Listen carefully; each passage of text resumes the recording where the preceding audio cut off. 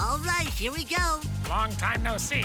The hit Disney Channel series Phineas and Ferb is back for a whole new season, 10 years after the last one wrapped. If I had a nickel for every time our show had a world premiere, I'd have 2 nickels, which isn't a lot, but it's weird that it happened twice, right?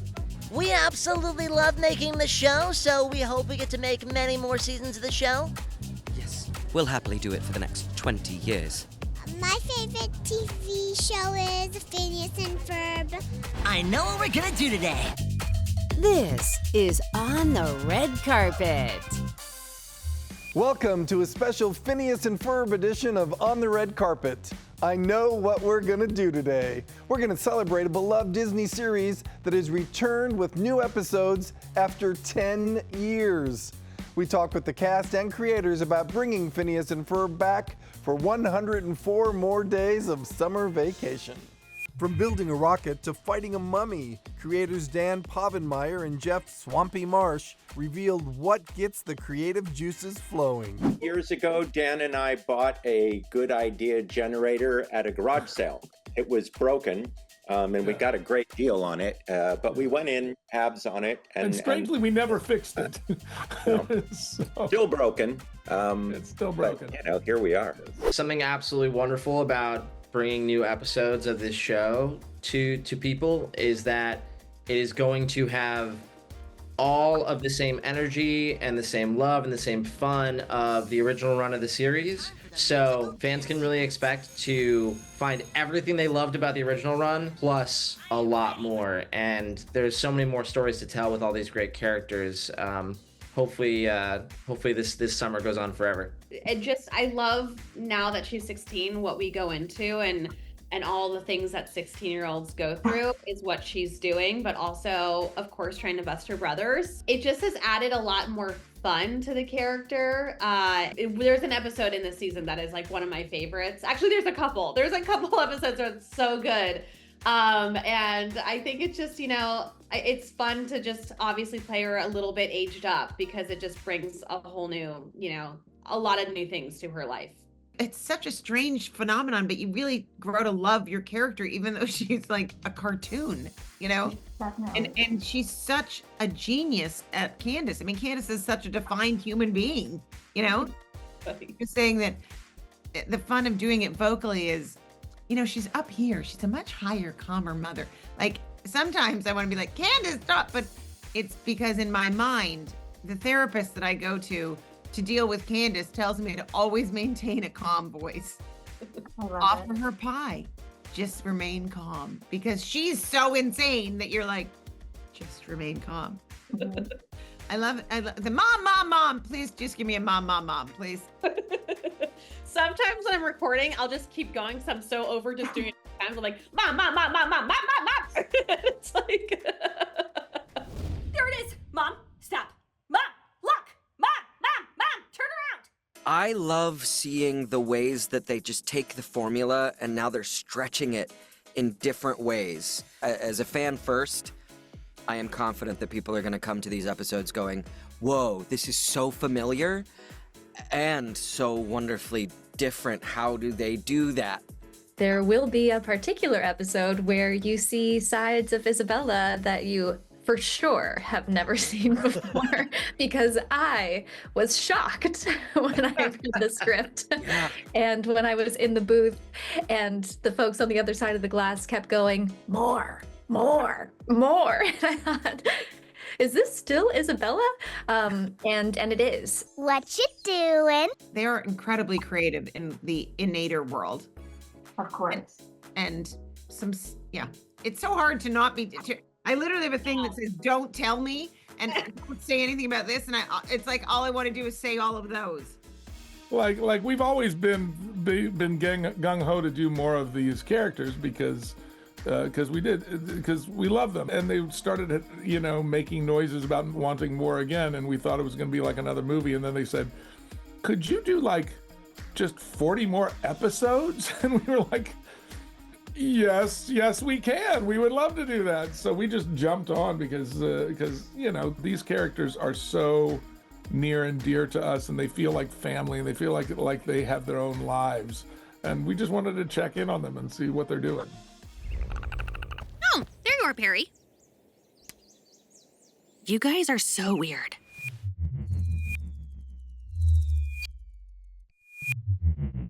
Hey, I don't come down to where you work and tell you how to sell cupcakes. Do I? Do you see me doing that? I'm not doing that. Give me one more like that for safe. It would be weird if I came down to where you work and told you how to sell cupcakes, is what I'm saying. So you shouldn't be telling me how to fly this machine. That's all I'm saying. When people see us in public and talk to us, they are always so kind, and it's always about, this is the show that made my childhood. And this is the show that, that got me through bad times with my, when something bad would happen in their lives. This is the show that got them through. I think many people go through life not really knowing if they, brought anything positive to a wider group of people. And we have the great fortune of being told on an almost daily basis that what we've done is made a difference, and what the crew brought to it has made people's lives a little happier. So today we are re-meeting a girl, and she was 8 years old. Her wish was to meet me in Swampy and hang out and see how we make Phineas and Ferb. That was like 13 years ago. We were young and didn't have gray hair. And she's now grown up. She's gotten married, and we're going to get to meet her again, which is going to be great. Now, where should we start? Maybe from a marker. Hi, Amanda. It's so good to see you. I'm just so thrilled to have this conversation with you today.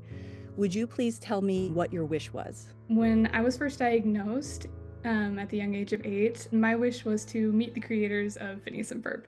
I chose this wish because Phineas and Ferb was just the biggest cure for me during my chemotherapy. And I just needed to find things that would help distract me and make me laugh and bring me joy during such a hard experience. You know, if that thing crashes to Earth, Candace is in charge. Growing up, I always kind of assumed that wishes only came true with effort.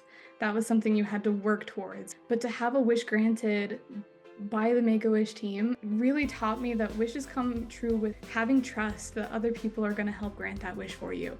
And so I distinctively remember the day that it was granted to me and my family. It was a big deal. We're celebrating, and it was just so good.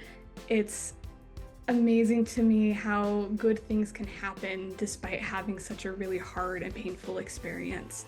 It continues to impact me all the time. I still have the autographs from Dan Povenmire and Swampy Marsh hanging up in my office, and having photos there, it just kind of reminds me of just like good things can happen to me. And sometimes I kind of need that reminder. Oh, hold on. I'll be right back. We're back. Hey, Amanda. Hey, Swampy. Hey, Amanda. How are you? I'm good. What an unexpected surprise. We were just looking at pictures from your visits back then. I remember you got to hold the Emmy. Yes, yep, that was a big deal. It makes for a pretty good 2 truths and a lie question, I'll tell you that.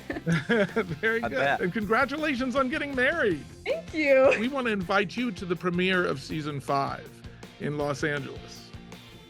You and a guest, we're going to fly you out, and you get to come to the premiere party, and you get to see the first episode. She didn't say yes. I'm not sure she wants to. Yes. Oh, okay. Good. I will.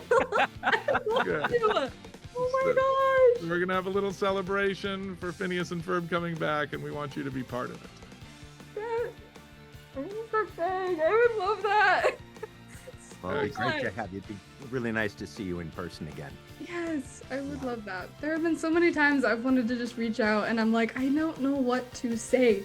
Like, how to say thank you, how this continues to impact me well after chemo, and like, how often do people get to say that their favorite show is getting a new season, and you just get to experience it, even as an adult. Like, I'm so grateful. Lovely to talk to you again, Amanda, and we will see you at the premiere, all right?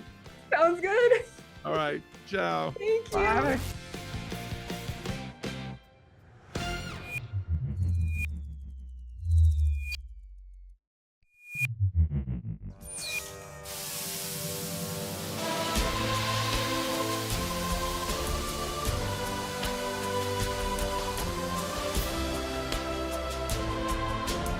Why are you guys walking so slow? Dramatic effect. From special vocal warm-ups to even working with opera coaches, getting into character is a labor of love for the longtime stars of Phineas and Ferb. Clearly, it's a job they still have a lot of fun doing. I'm having even more fun recording now than when I was younger and had, fewer life experiences to pull from. Now I feel like we can get very playful with the choices we make. Yeah, and just career experience too with voice acting. Like I feel like we've both learned so much just on the job of this job, as well as working on now a lot of other things. Like we've worked on a lot more cartoons than we did when we started working on this show. So just the amount of time that we spent in the acting and voice acting now, it makes these sessions so much better even. Maybe if I can brag just a little bit about you. Oh. The fact that you do so many additional voices is thank you. Really impressive. Because when we first started out, maybe we were just voicing our main character, but now we're filling in the episode, playing, every extra person who's only got one line here or one sound effect here. Yeah, we're both getting the chance to do that a lot in these new seasons, where we'll go in and then they'll have us do like 3 other characters, and that's some of my favorite voice acting, experiences to have, is when you get to do utility stuff and additional voices, and they go, well, now you're playing tourist number 3, and I'm like, well, time to have a Minnesota accent.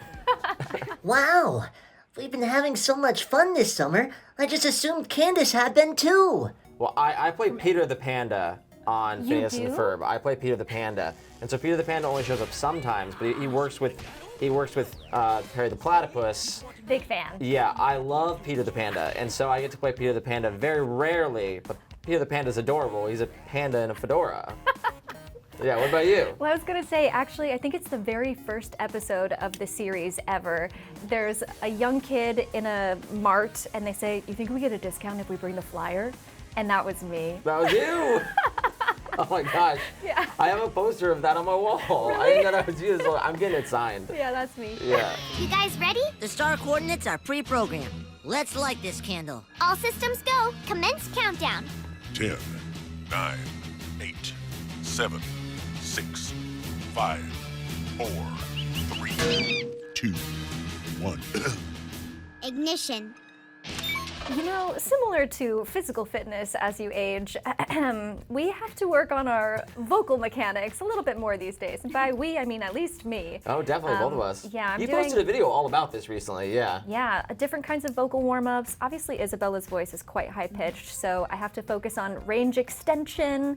But in the new season, there's a particular episode where you see an entirely different side of Isabella's personality. You really do. So I had to actually work on some new skills to pull that off. So Well, because it's unfamiliar, right? Yes. To do that side of that character. Yes, while in While so Isabella's high-pitched. voice. Yeah. Yeah, no, I mean, I have studied with opera coaches before to learn really good vocal exercises. And Phineas, as well as Isabella, like, we have to sing in our character voices all the time. Like, I am singing so constantly on this show. So that's not just me singing, I have to sing in Phineas's voice, which is just a different experience than even doing normal singing. And because I have my own range where I sound, what I think is pretty good, singing normally. But then Phineas also has his own range where Phineas sounds good in that range. Right. And then sometimes we're doing duets where it has to fit both of our ranges as our characters. So it's a lot going on. It's been a long, long day, and there were moments when I doubted that we'd ever reach the point where we could laugh and sing about it. Anytime I have to do a Phineas and Ferb record, I know that Phineas always has a ton of energy. He's always very, very excited about pretty much everything.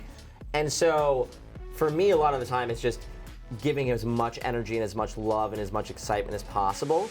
And so that's just, me preparing before I go into the booth, doing a lot of vocal warm-ups, doing a lot of singing, making sure I sound as much like Phineas as humanly possible. And then, I don't know if this happens to you, but I mean, it's any kind of performing, I think. Like, yeah, you end up just being like really drained afterwards, where you're like, I could just not speak to anyone for a minute and that would be okay. Well, some people think I'm a natural leader. I think we all work together really well. It's pretty, so too. yeah. Which is, and none of us record together either. It's, Right. we see each other at the studio. Yeah. But we never get to record together. Ensemble records are so rare in voice acting these days. It used to be more common, I think, in the 90s and in the early 2000s. Yeah. We'll figure something out. We always do. But the important thing is we have to find Candace and Vanessa. Something that's really special about this series is I think it has such a kind-spirited nature. When people are poking fun between characters, it's never at the expense of someone. There's no mean-spirited humor, and there's a timelessness to just getting out during summer vacation and wanting to use your imagination, be inventive. Like also the through line of the friendships that shine through and how everyone collaborates together. It's not competitive. I just think that sort of essence of the series speaks to everyone who sees it. Hey, Phineas, can I ask you something? Will you go to the dance? Excuse me, Phineas, can I get you to sign some liability waivers? Sure thing. Hold that thought, Isabella. Sure, no prob. I feel like I could make a lot of really great cartoons for the rest of my life, and I hope that I do. But the odds are that you're ever going to get, there are Phineas and Ferb Mickey ears that are being sold at Disney World and at Disneyland. That is so incredibly special that you have these families who wait in line to meet Phineas and Ferb and give them a hug, and they see their favorite characters. They had Phineas and Ferb music playing on Main Street. Like they had our songs, like songs we've sang with our voices, playing inside of Disneyland, and I was like emotional. Like I was like I was really misty-eyed because I was like, raining. It was raining out of my eyes, and that's just, you never expect to be a part of something that's going to have that kind of impact. And then, using Candace's spoon, we saved the world. Again! And that's what we did for summer vacation. That's a fascinating report, Phineas. We appreciate you breaking it up into 9 months of installments for us. Well, we wanted to be thorough. And you finished just in time for the end of this school year. Yeah, I can't wait for tomorrow, the official first day of summer vacation. It feels amazing to be back. Honestly, it's like, it feels like it never went away because we did do movies in between, but I love the fact that we are back and I get to see Dan and Swampy all the time. Like, that's just such a plus in my life. Like, they're 1 year older, but we have literally not changed their designs at all, except we gave Phineas one extra stripe on his shirt to indicate him getting taller or something. He's not actually taller, but he has exactly the illusion same size. of tallerness. It's the illusion. That's a word. It's so great that it finally even found an audience at all. And then to have it still have that audience, 10 years after we stopped making the show, it really just, hits us right there. What I love is how many people who've said, I watched this with my kids, and I'm excited about seeing the new one. Yeah. It's that family connection that's just so cool. We're gonna bust Phineas and Ferb once and for all. Are we gonna do this again? There is a song that we start the newest season with called Summer Is Starting Right Now, and I love that song so much. It's a song that I get to sing as Phineas. And I always love singing as Phineas because it's, he's got his own personality and it's a different voice. It's not my regular speaking voice or singing voice. And I think that song is so catchy and captures the heart and the energy of the show. And so that's something that I think fans are really going to love. Summer is starting right now.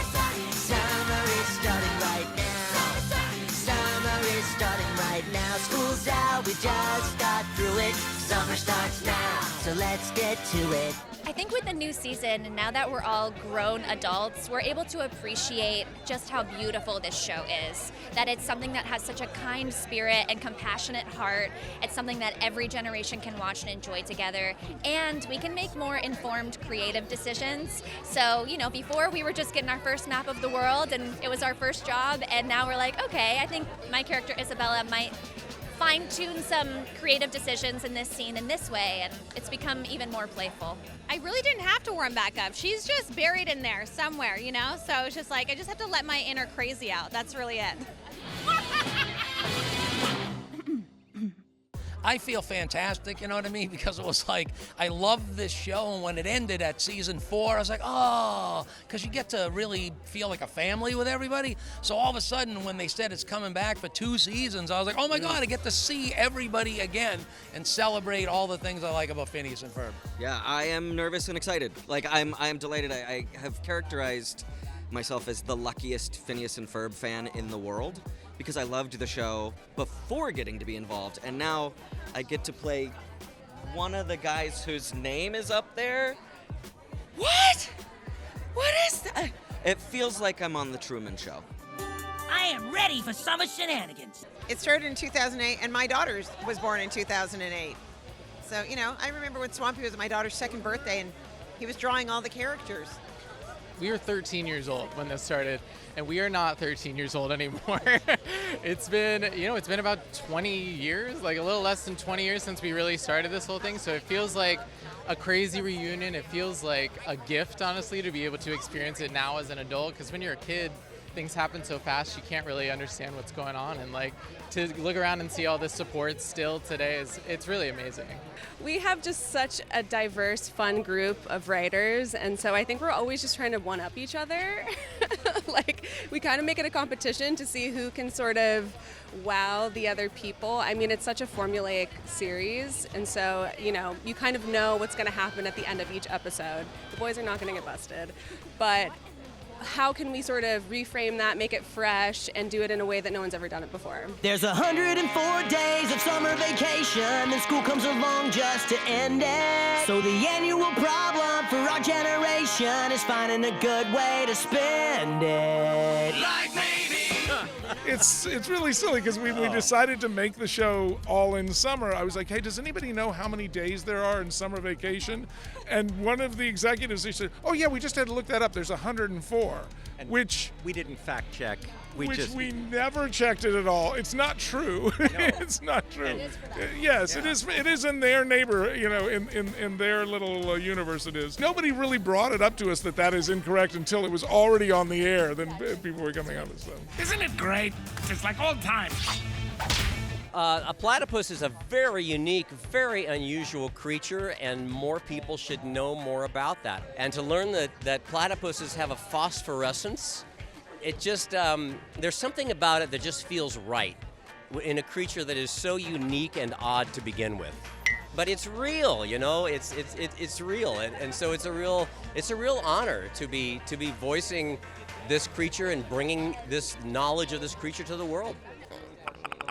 Thanks for watching this Phineas and Ferb edition of On the Red Carpet. Don't miss the all-new season on Disney Channel and Disney+. For more entertainment news, follow On the Red Carpet on social media, and we'll see you next time on the Red Carpet.